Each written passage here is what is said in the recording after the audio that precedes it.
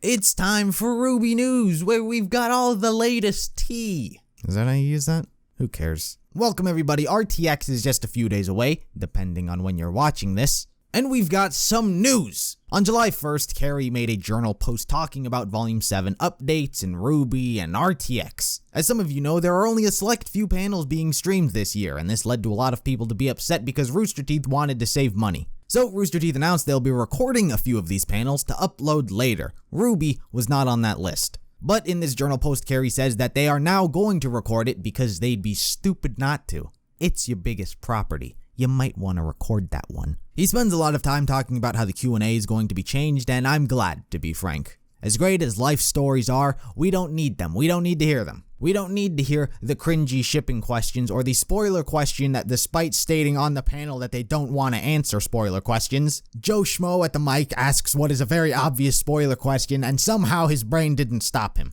We don't need that. And thankfully Carrie, or whoever it is in charge of this, is aware of what dulls down the experience and is trying to snuff it out. Anyway, that is not what you came to this video for, most likely, and is not what I used for clickbait. Qrow got a new voice actor. Everyone cheer, or everyone boo, depending on which stance you take.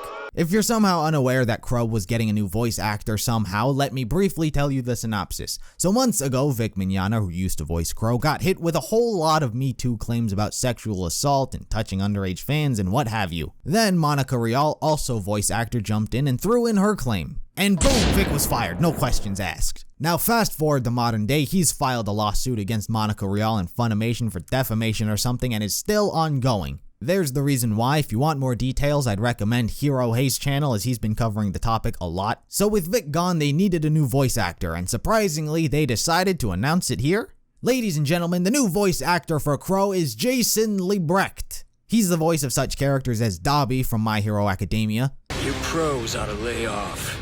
We haven't come here for any of you, so just stay out of our way. Mordecai from Borderlands 2. Like I said, instead of punching, I prefer to keep my distance from the target, pick my moment, and kill them with a single well-placed shot. Rob Lucci from One Piece. The person who broke in had been an outsider.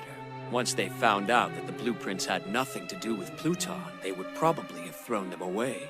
And much like most anime voice actors, a crap ton of other characters. Those were just the ones that I knew. The Vic situation has incurred a lot of reactions from people, which I'm not going to give my opinion on because that's a hole you gotta commit yourself to. But of course, this voice actor swap is an unfortunate situation to be in because Vic is so synonymous with Qrow and his voice. It is a main factor as to why people liked him in the first place. Many people gravitated towards him and his graspy, grumbly voice and was just dropping their own Qrow impressions because it was fun to do. So Jason finds himself in a spot where he's likely to face backlash. Hell, I'll probably make fun of it just for the laughs when I first hear it. But I think he's a fully capable voice actor. I don't question his acting ability whatsoever. I love Mordecai from the Borderlands series, but that doesn't mean I'm not gonna make fun of the voice actor swap.